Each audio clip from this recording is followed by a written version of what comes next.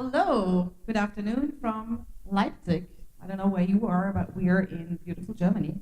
And I have Marty here again. We are closing with this session, the video summit in Leipzig, the first but not the last, I guess. So of course, I have to address my audience here, and I hope you like your workshops. Has it been good? Did you like it? Yeah, very interesting. And for me, it's very unbelievable that this is the last topic we have here. It is all about of course, the aspect of live video and the marketing behind that. And for that, we have Marty again on stage. I'm happy that he is such a patient person with all the issues we have with the techniques. And we have a virtual panel today. And for that, I would like you to welcome in Pennsylvania, Stephen Heywood. Stephen is the host and owner of the Tech Bus Network, TTB. There he is, looking good, looking handsome, as always. I saw him like 2 days ago. Since 2008, he has been broadcasting many types of programs, from technology, video, broadcasting, sports, comedy, like you name it, he's been there. And by that, he has gathered a vast knowledge in broadcasting, combined with a team of talented co-hosts. His shows consistently offer professional produced, high-quality content, and he continues to push the limits of broadcasting in an ever-changing live video world. So welcome, Stephen. Also virtually on the panel, Mark Rogers, who owns 24 years. He doesn't look like that. He doesn't look that old. You look handsome. You look like you're 28. Mark's a young fella. He is. But still, he owns 24 years of experience in various aspects of broadcast journalism and production, a 3-time Associated Press Mississippi Sportscaster of the Year.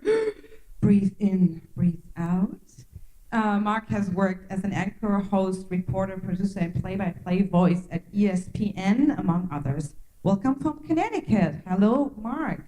And now it's your stage. Hi, how are you? Perfect, all right. So, let me get back in position here. So I can't see myself, so I hope I'm centered up, Stephen. We're gonna go on the fly here a little bit. There I am. Let me just adjust. I'm gonna stay in one spot so I don't freak out Stephen, because he's got this position in the triple box. Let me just make sure I'm going the right way. Oops, no. So what I'm doing right here, I might as well explain what I'm using here. And the camera's right here. It's called a PTZ camera, which stands for Pan Tilt Zoom camera. It's from PTZ Optics. My good friends over there, Paul Richard and company, gave me this camera to use. And the reason I bought it on remote here is it's a great camera to use in conference. So I was streaming the morning sessions this morning, and it's great. And Stephen's showing the webpage for the company. And a camera like this is great because I'm one person. So I have basically 2 cameras. I have this, and I had another camera in the back. So I'm able to switch shots remotely using this remote control. I'm able to pre-configure shots. So I'll show you. So I have another shot pre-configured. I think it's going to work. Hopefully, maybe not. Figures. I think it got blown out. But I'll show you. So I can move it around, and I'm moving it to the audience. I know it's dark there, but you can see it moving around, and you can't see much on the picture. But again, it allows one person to operate a camera remotely, and you don't need any cameraman. So it's great. Oops, went too far. So it's great. See, it's very responsive, as you can see. So let me just center this up a little bit. So, but normally what you can do is you can pre-configure shots. So what I would do there, if I'm happy with that, I can hit the button and 1, and then say if I get a shot of the audience, and it's out of position, and again, you can't see much, and I pre-position that, and I hit number 1, and what's going to do is going to go right back to me. Boom. So it's all set there. So what we want to accomplish here is we're trying to give you the behind-the-scenes look at professional live stream shows. So both Stephen and I do regular shows weekly. I do a show called BTS Live, stands for Behind the Scenes Live. We talk a lot about video production and live streaming and that type of thing. I co-host it with my friend Mark Rogers. Stephen does a show, 2 shows. One weekly roundup, a tech roundup show, Monday night in the United States. And he does a broadcasting show on Tuesdays called Broadcast Now, and frequently I'm a co-host with him. So Stephen, why don't you bring up the 3 box there, and we'll get everybody in here. There we go. So just to explain how this is going to go, so each of us are going to kind of talk about a particular aspect of how we do these shows. So you can see right now, for me, I'm using Skype Stephen's using Skype to bring me in. And Skype is something we highly recommend. I think it's the most stable video platform. I'm using the consumer grade of Skype. Stephen has a commercial grade of Skype, which he can talk to a little bit when he talks about his studio setup there called Skype TX. But it's a great tool there. So for me, it's easy. I'm just using my laptop. And how you're seeing the show. So this is actually going out on the website right now. So Stephen's take care of the streaming and going out. And it's going out on multiple what's called CDNs or content delivery networks at the same time using a cloud service called Joycaster. And so Stephen's handling all that. He's bringing me in. He's bringing Mark in, handling all the switching, and then sending it out. So for me, on remote, it's easy. I just open my laptop, go to Skype. I have, over here, I have my camera here. I have this red box here. I don't know if you can see it in the audience here. That's called an analog to digital converter. It's Focusrite. And what it enables me to do is take the house audio and bring it in via XLR and then bring it into my computer. So my audio is going back to Stephen, and then what he's sending me back is all the pictures and sounds except for me, and that's called mix minus. So it's the whole mix minus myself. So that's how I'm getting here. I want to toss it to Stephen because he's got a really interesting setup there. Give you kind of behind the scenes as far as, and my setup's very similar of how he kind of takes all this stuff in, switches around. He'll show you some controls and then sends it back out. So Stephen, why don't you kind of talk about what's going on your end? There's a lot going on my end. So basically, there's many ways of doing this. You can do it very simply from a program like Wirecast and bring in video inputs from cameras that are USB controlled, capture cards, Skype, as Marty said, Google Hangouts, and using all these tools and combined, you can make a really nice production, either remote or on location. And I'm going to pull up one of these cameras that I have so you can kind of see a little bit of what I'm doing right now. So I'm sitting behind this, okay, and I'm monitoring the Skype calls on this computer in front of me. And I know you can't really see it, but there's two, Mark and Marty here, and I can hang up or call them back if need be. This computer here, I'm actually bringing in any website. So if I want to switch to a website like I did with the PTZ Optics, I can pull it up here and simply switch with the control surface here. And these are pre-programmable buttons that I've made within the TriCaster, which is a hardware video switcher. I'm able to pull in different effects, add transitions, have really cool, slides and lower thirds like you're seeing right below here. I'm also able to bring in IP sources. I can bring in Skype. I can bring in just about anything with this on that shot. And then I also have, let's see if I can do this. You can see I have an over-the-shoulder camera, so now you can see a little bit more about what I'm actually doing. So there's a lot involved when doing things like this. The big thing with it is, and I think Marty mentioned it yesterday on the panel, which was a great panel, is 90% of what you do is behind the scenes. 10% is the actual production. The production's, in my opinion, is kind of the easy part. All the testing that was involved, you guys saw Marty earlier in the week. Him and I were on, and we were testing things to make sure the audio and video sync was in. We actually found a couple. I think with Marty, it was a couple weeks ago that we found that the audio and video going back to you over Skype was actually out of sync. And we had to, I actually had to purchase a box that would set that delay so that would be perfectly in sync to you guys for both Mark and myself and you. So it actually ended up, all that testing kind of benefited. But, I mean, you do run into some hiccups here and there where you could have, no matter how much planning you do, you can run into hiccups. But he also mentioned in that, if I recall correctly, he mentioned knowing your gear, understanding don't just buy this gear just because you have the money to buy it. You have to understand it, because when it breaks, you have to be able to fix it. And you have to know how to set it up properly. And I must say, I'm not trying to toot my own horn here, but I know my gear so well that if something breaks, usually within a few minutes I could figure out what is happening. And I can either pull up a previous machine to get something working. So that's very important with understanding, when it comes to this broadcasting, because I mean, I'm in charge right now, Marty. I mean, you know this, and Mark. We're going out to right now 10 different destinations. So this broadcast is going out to 10 different destinations. It's going out to 3 separate set-top boxes: Roku, Fire TV, and the new Apple TV. It's also on iOS apps with my network. So the reach with this is incredible, but you have to know how to do it, right? So that's the big thing. So starting out simple in some cases with a software solution. There's free solutions out there. One of the ones that I know, Marty, you and I kind of gravitate to is Wirecast. We use it here. I used it here at the conference to stream out the shows. What's great about, Stephen, when you mentioned Wirecast, what's great about it, now I have a TriCaster as well. I have a portable version, which is a highly specialized computer software switcher that I use in productions in my studio. But what's great about Wirecast is that I'm able to use it right here on my MacBook Pro.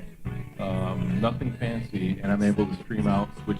I have 2 camera sources with microphones, switch sources, add the live Twitter feed in there, add the lower third, and it makes it a nice compact solution. So it's also very simple to operate, right, Stephen? I mean, the metaphor is a stacked timeline.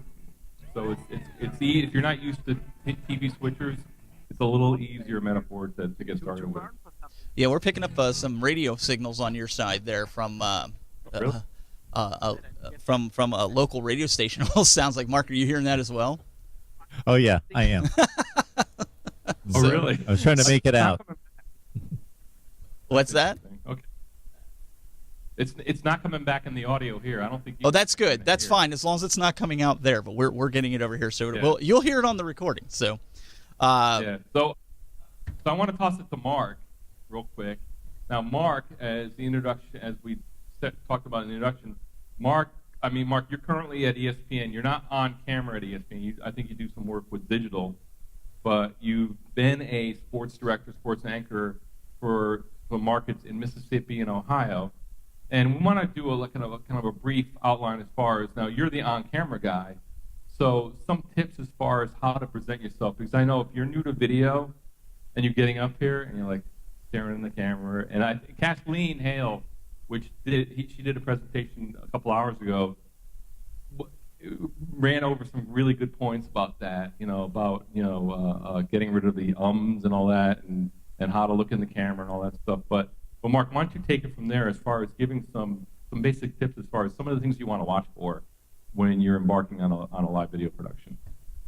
Well, you and Stephen have addressed the important stuff, the technical stuff, the operational stuff. That's 90% of it in regards to, hey, if we can't see you, if we can't hear you, then you could be the greatest speaker with the greatest content in the world, and it means nothing. So we need it to look pretty and to sound clear and crisp. So that's great. Now that that's all in place technically and operationally, let's talk about the content and the delivery of the content. So why is somebody going to watch you and not watch the other million options on the internet for your particular topic? Well, they're going to watch you first and foremost because you're passionate about what you're doing, about your subject. People are engaged and enamored with and get connected to people that are passionate, people that love what they're doing, and that passion usually translates into knowledge. If you're passionate about something, you're immersed in it, you read about it, you're involved in it, you play it, you do it, you communicate it, you can debate about it, you can talk about it, you can respond to others, and you can do it all the time. So you need to figure out what that is first and foremost. What are you passionate about? Think about something that you are just immersed in, and maybe not just, hey, this week I really like this and I'm immersed in it, but long term, what are you passionate about? And can you convey that in terms of being credible and professional about it to where you can be trusted for the information you're conveying? I think number two, what's important is to have a purpose. So your purpose doesn't have to be lofty. It doesn't have to be to save the world, but your purpose needs to be very much defined. It needs to be clear, because if it's not clear to you, if you don't know what your purpose is in delivering the content, then your audience will certainly not understand what you're trying to convey and why they're watching if you have no purpose. So what is your purpose in doing this? What message are you trying to bring across to the audience? Because when it comes right down to it, effective communication is when whatever's in your mind, whatever's in your heart is clearly communicated, so it's received in exactly the way it was intended. That's the bottom line, regardless of how eloquently you speak. If you're not conveying exactly what you're trying to convey, and if that's not received clearly and accurately by the receiver, then you're not communicating effectively. You need to think about your brand, your image. What do you want that to be? What do you want people to recognize you to be? That could be very much based on information and knowledge and intellect, or it could be analysis. It could be funny, silly, whatever it is. Your personality is probably going to drive this more than anything. So you could have the best information, and you certainly want to have accurate information and analysis, but even in very hardcore black and white type information, people are going to watch you probably and choose you over the other 5 or 8 or 20 or 50 or 1,000 options because they can connect with you. You've got some engagements of attachment. So you got to figure out what your personality is, and you got to be true to yourself. So if you're not a funny person, don't try to be funny during your show. Just let your natural personality come out. Be free with that and understand who you are and connect that to your content. Next, it's content preparation. So you just don't want to hit the record button and start rambling.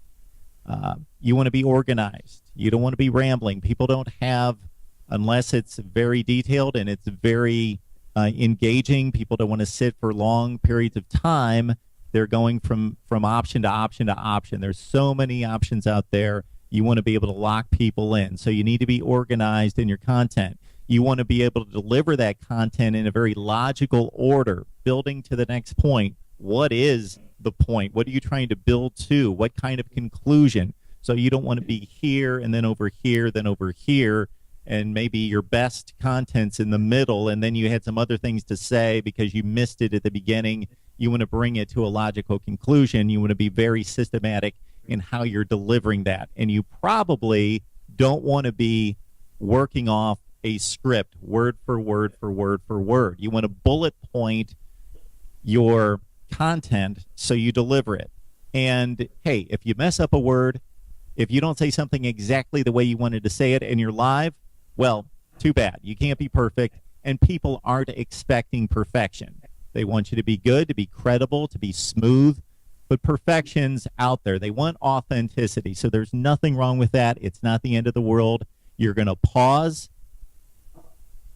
and you'll want to pause for effect because people tend to get nervous and talk and talk and talk, and they never take a breath, and they keep talking and talking and talking, and they don't even take a breath then, and they continue, and it sounds like air conditioning. So it just kind of hums along, and there's no break in the audio. That analogy for air conditioning. Air conditioning. It's like air conditioning because you don't notice air conditioning after a while. It just hums along. But when you shut it off, you tend to notice it. Or if you turn it on for the first time, wow, that air conditioning is loud, isn't it? But if it's been on for the last 2 months, it's not very loud. I want to echo something you said, Mark, and it goes along with a point I want to make. And I know Stephen and you both, we talk about this all the time, but the whole concept of collaboration and finding the right collaborators. The reason why the three of us are up here, and we all do similar things, although Mark is probably the most diverse as far as his content. He's mostly college football or sports. But Stephen and I pretty much do identical content, almost identical shows. But we work very closely together. You know, we hit it off. And I think Mark, what you were saying is, being prepared, the whole 90-10 rule is so important as far as making sure you know what you're talking about, and also being familiar with your subject matter, not necessarily sticking to a script, but being, very familiar with your subject matter. And then, if you certainly have a rundown and you want to have some bullet points as far as knowing what the topics you want to speak about, but then it should be very natural as far as when you're presenting live. But the collaboration part is so important, and Stephen and I have seen it lots of times in online video where people see themselves as competitors to the death almost, and also they're seeing themselves as, I do something, I got to beat him, instead of looking for ways to work together. The only reason we're able to pull this off today is because Mark and Stephen and I work together to get this done. There's no way that I would be able to do this from here with just the MacBook. So you saw what Stephen had in his studio. I don't have as much as Stephen has. Stephen has a very sophisticated studio. I have very similar setup. But with the help of Stephen, he's in Western Pennsylvania in the U.S., Mark's in Connecticut, and I'm here in Leipzig, Germany, and we're able to put this together. Stephen said again, we're streaming not only to the website, but we're streaming to multiple destinations all at once using cloud redistribution service. But it's because we all work together, and we started working on this weeks ago. We had the lower third, all the preparation. Stephen mentioned the audio sync. That's always an issue. We're talking about technicals. We gotta work that out because it's a long distance, and and there's a delay. I can detect the delay now. You're not probably picking this up, but I know when Mark's talking and Stephen's talking, there's a pause. There's a delay that's built in to the transmission. But it all comes down to collaboration. Don't be afraid. Seek out those collaborators. Seek out those trusted relationships. So important. I mean, I'm frequently on Stephen's shows. Stephen's been a guest on my shows. He's going to be he doesn't know yet, but he's going to be a guest on quite a few of my shows coming up. Mark, collaborate with him. I've worked with him at ESPN. You find those commonalities and you collaborate, and they're able to do something like this. So want to thank everyone. I know we're running short on time. I don't know if anybody had a quick question. I know we have some prizes to give away, so I don't want to go too long. But if anybody had a quick question for our panel coming in remote, we're happy to take those. Otherwise, I think we're going to move on to, yes, Kathleen. What's the biggest mistake that you see people make when they first start out doing their own live stream show? Is it most just overall or technically? Overall or technical. Any of you guys want to take that first? I think we could each put our own spin to this from our own professional areas, right? So I think people try to get too much into the technical side before learning the fundamentals of how a camera, how a microphone, how the settings of those particular items work. You can't. It's like a photographer, right? You can't just go out and buy yourself a $3,000 camera and go out and take spectacular pictures that people want to buy. You have to learn how the f-stop works. You have to learn lighting. You have to understand all that stuff. So from my perspective, from a production standpoint, I think the biggest mistake is people don't take the time to learn their equipment. Mark, do you have anything to add to that? I'm sorry, I didn't hear the question. Sorry. Oh, I'm sorry. The biggest mistake people make when they're first starting out doing live video. Biggest mistake, I believe, is that people are a little bit too enamored with their own material because they're so heavily invested in it that they think that everybody's going to love to listen to them for 50 minutes. And that's not necessarily the case. If you can record, so I typically do a lot of short formatted programming, like 5 to 12 minute segments, although I do a couple shows during the week that are longer. And if somebody can take away one key point from that, maybe up to 3, I've probably done a decent job in communicating if they take away 3 points from that. Excellent. Now, I'm going to wrap it up because I know we're short on time. I knew this time would go by very quickly, but I want to thank everyone. Thank Katharina for inviting us. Thank Stephen and Mark for agreeing to do this with me. Hope you guys got something out of it. We could go on for hours about this stuff, certainly, but we tried to give a kind of a treetop view, give you a look kind of on the inside as far as how we do our shows. Now, just to put a topper on this, what we're doing here is something that we've worked years to perfect and learn and how to do it. You still have your phone. That's what's great about technology. We talked about this yesterday. Start with this. It's a great device. Start simple. I think Stephen brought that up, and then work your way up. I mean, the really enjoyable part is the journey, not necessarily the destination. I never want to get to the finish line.